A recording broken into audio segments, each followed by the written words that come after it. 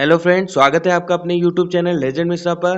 दोस्तों, आज का टॉपिक बहुत ही ज़्यादा ज़रूरी है उन सभी बच्चों के लिए जो 10th की यूपी बोर्ड की तैयारी कर रहे हैं और या तो फिर किसी न किसी कॉम्पिटिटिव एग्जाम से संबंधित है, क्योंकि ये वो क्वेश्चन है जो हर एक फील्ड में पूछे जाते हैं, वो खासकर एग्जामिनेशंस में। तो शुरू करते हैं अपना ये वीडियो अपने पहले क्वेश्चन के साथ। और अपना पहला क्वेश्चन से पहले हम बता देते हैं कि आपका ये जो टॉपिक होने वाला है वो होने वाला है भारत में राष्ट्रवाद, जिसके हम कुछ ऑब्जेक्टिव क्वेश्चंस लेकर आए हिंदी में, उन्हीं की हम बात करने वाले हैं। तो अपना पहला क्वेश्चन है, गांधी जी ने किस तिथि को अपनी दांडी यात्रा प्रारंभ की थी? यानी आपको डेट बतानी है जिस तिथि में गांधी जी ने दांडी यात्रा प्रारंभ की थी। तो इसका जो राइट आंसर होने वाला है वो है ऑप्शन सी, 12 मार्च 1930 ऐसी तिथि थी जिसमें गांधी जी ने अपनी दांडी यात्रा प्रारंभ की थी। नेक्स्ट क्वेश्चन की हम बात करें तो यहाँ लिखा हुआ है, गांधी जी ने सहयोग आंदोलन की शुरुआत कब की? यहाँ आपको बताना है असहयोग आंदोलन की शुरुआत उन्होंने कब की? तो इसका भी जो राइट आंसर होने वाला है वो भी होने वाला है ऑप्शन सी, 1 अगस्त 1920, जो कि आप नीचे आंसर में देख रहे होंगे। ठीक है, नेक्स्ट क्वेश्चन की ओर बढ़ते हैं। अपना अगला क्वेश्चन कह रहा है कि गांधी जी ने सविनय अवज्ञा आंदोलन का आरंभ किस कार्य से किया? दोस्तों, बहुत ज्यादा जरूरी है पहले क्वेश्चन को बहुत ढंग से पढ़ना, क्योंकि जब तक आप क्वेश्चन सही ढंग से नहीं पढ़ेंगे तो आपका आंसर गलत होने की 100% संभावना बनी रहती है। तो यहाँ ये पूछ रहा है केवल कि सविनय अवज्ञा आंदोलन का आरंभ किस कार्य से किया था, ना कि ये पूछ रहा है किस वर्ष से किया था। तो हम यहाँ बता देते हैं, इसका जो सही आंसर होने वाला है वो है दांडी यात्रा द्वारा, यानी दांडी यात्रा के द्वारा सविनय अवज्ञा आंदोलन का प्रारंभ हुआ था। तो इसका राइट आंसर है या नहीं, ये चेक करने के लिए हम सो आंसर पे जैसे क्लिक करते हैं तो हमको अपना वही राइट आंसर दिखाई पड़ता है, दांडी यात्रा द्वारा।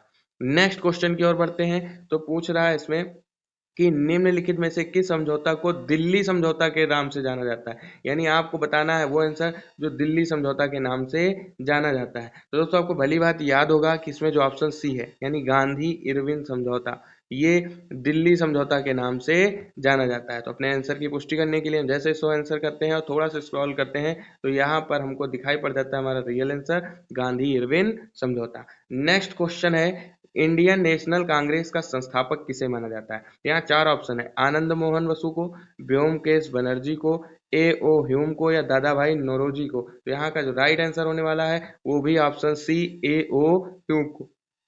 इंडियन नेशनल कांग्रेस का संस्थापक ए ओ ह्यूम को माना जाता है। नेक्स्ट क्वेश्चन है, आर्स एक्ट किसने लागू किया था? तो आपको बताना है इसका जो है राइट आंसर कौन होने वाला है। तो आर्स एक्ट किसने लागू किया?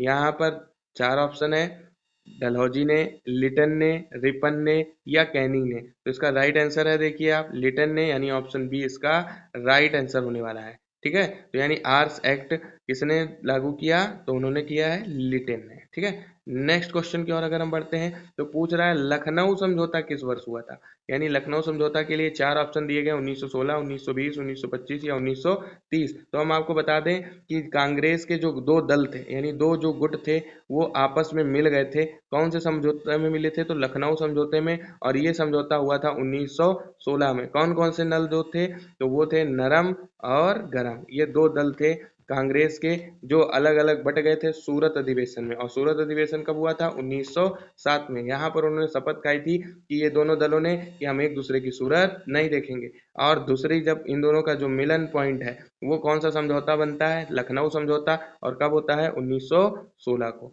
तो आपको अच्छे ढंग से समझ में आ गया होगा। बढ़ते हैं अपने नेक्स्ट क्वेश्चन की ओर। तो अगला क्वेश्चन हमसे कह रहा है 8वें नंबर का कि रॉलेट एक्ट क्यों पारित किया गया? आपको ये बताना है कि ये रॉलेट एक्ट क्यों पारित किया गया। तो इसका राइट आंसर होने वाला है सरकारी नौकरियों में प्रवेश के लिए। नहीं, ये गलत है। क्रांतिकारी गतिविधियों पर अंकुश लगाने के लिए, ये बिल्कुल सही है। यानी रॉलेट एक्ट क्रांतिकारी गतिविधियों पर अंकुश लगाने के लिए पारित किया गया था। तो नेक्स्ट क्वेश्चन की ओर अगर हम बढ़ते हैं तो मिलता है हमें वो क्वेश्चन कि कौन बादशाह खान या सीमांत गांधी के नाम से जाना जाता है? आप बिना देखे खान अब्दुल गफ्फार खां पर ही टिक लगाएं, क्योंकि सीमांत गांधी या बादशाह खान के नाम से केवल एक ही शख्स ऐसे हैं जो जाने जाते हैं, वो है खान अब्दुल गफ्फार खां। नेक्स्ट क्वेश्चन है पूना समझौता, जिसे पूना पैक्ट के नाम से भी जानते हैं। किस नाम से जानते हैं?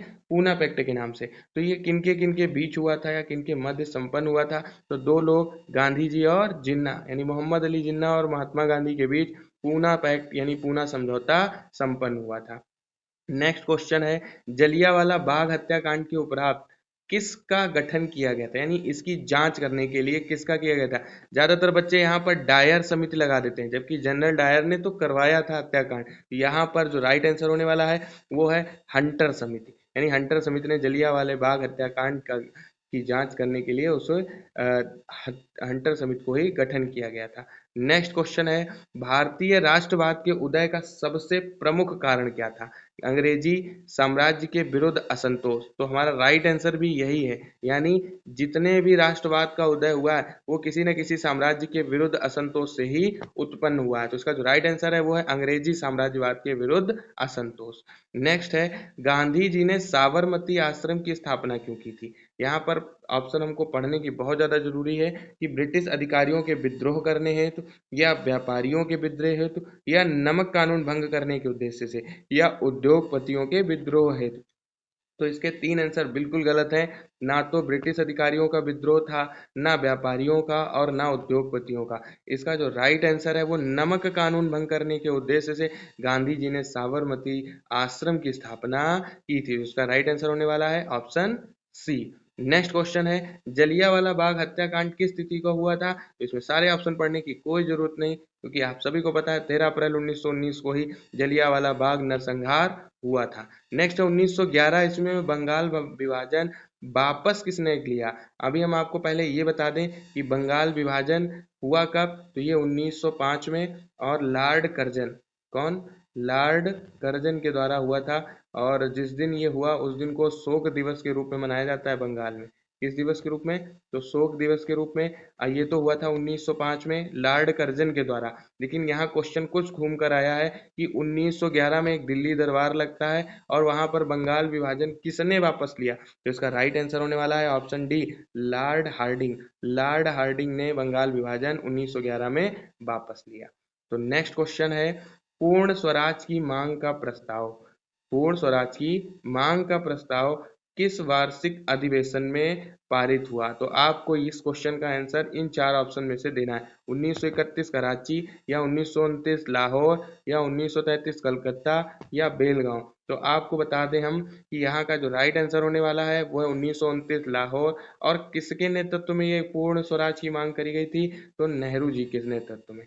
किसके नेतृत्व में, तो नेहरू जी के नेतृत्व में पूर्ण स्वराज का प्रस्ताव रखा गया था। ठीक है, कब रखा गया था, 1929 लाहौर में।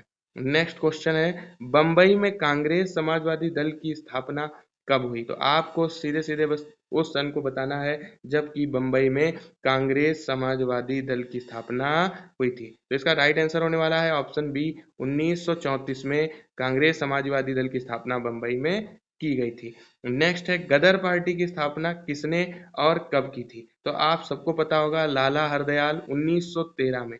1913 में लाला हरदयाल जी के द्वारा गदर पार्टी की स्थापना हुई कहाँ थी, तो इसका राइट आंसर है लंदन, लंदन में की गई थी। ठीक है, नेक्स्ट क्वेश्चन है, राष्ट्रीय स्वयंसेवक संघ की स्थापना कब और किसने की। तो आपको 19 नंबर के क्वेश्चन के कुछ ऑप्शन है उन्हें जरूर जरूर पढ़ना चाहिए। 1923 और पूछा गया है गुरु गोलवलकर। ठीक है, और नेक्स्ट है 1925 केवी हेडगेवार, 1926 चितरंजन दास, 1928 लालचंद। तो इसका राइट आंसर होने वाला है ऑप्शन बी, यानी 1925 केवी हेडगेवार। ठीक है, तो इसका जो राइट आंसर है वो 1925 है, केवी हेडगेवार के द्वारा राष्ट्रीय स्वयंसेवक संघ की स्थापना की गई थी। गांधी जी ने नमक कानून किस तिथि को भंग किया था। याद करो, दांडी मार्च 12 मार्च 1930 को स्टार्ट करते हैं, तो ये खत्म कब करेंगे, तो इसका राइट आंसर है 6 अप्रैल 1930, यानी वो दांडी मार्च 12 मार्च से 6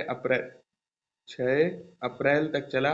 और सन कौन सा था, 1930। तो ध्यान रखें 12 मार्च और 6 अप्रैल 1930 किस लिए, नमक कानून को तोड़ा गया था। तो आपको समझ में आ गया होगा। ठीक है, नेक्स्ट क्वेश्चन है अपने वीडियो का, हिंद समाज पुस्तक किनके द्वारा लिखी गई थी। तो इसका राइट आंसर है महात्मा गांधी, यानी मोहनदास करमचंद गांधी द्वारा हिंद स्वराज पुस्तक लिखी गई थी। वेरी वेरी इंपॉर्टेंट क्वेश्चन में से एक है और पूछा भी कई बार जा चुका है, तो आप इसे जरूर जरूर पढ़ें।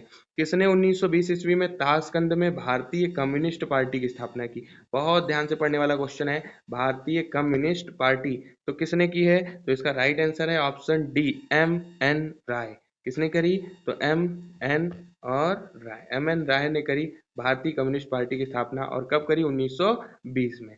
नेक्स्ट क्वेश्चन है, अलीगढ़ आंदोलन का नेतृत्व किसने किया? तो आपको बताना है अलीगढ़ जो है आंदोलन का नेतृत्व किया किसने था? तो इसके जो 23 का सी नंबर सही है, सर सैयद अहमद खां, इन्होंने ही अलीगढ़ आंदोलन का नेतृत्व किया था।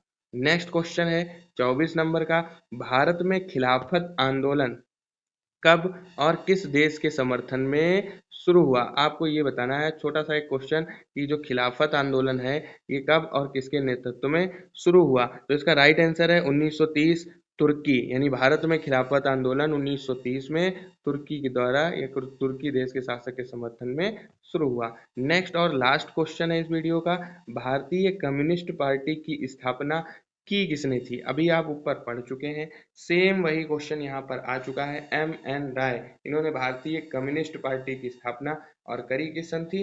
तो 1920 को। ठीक है, उम्मीद है आपको ये वीडियो बहुत पसंद आया होगा। तो हम उम्मीद करते हैं आपसे कि आप वीडियो को लाइक करें, शेयर करें, सब्सक्राइब जरूर करें, और मिलते हैं अपने ऐसे ही मज़ेदार नेक्स्ट वीडियो के साथ। तब तक के लिए टाटा बाय बाय।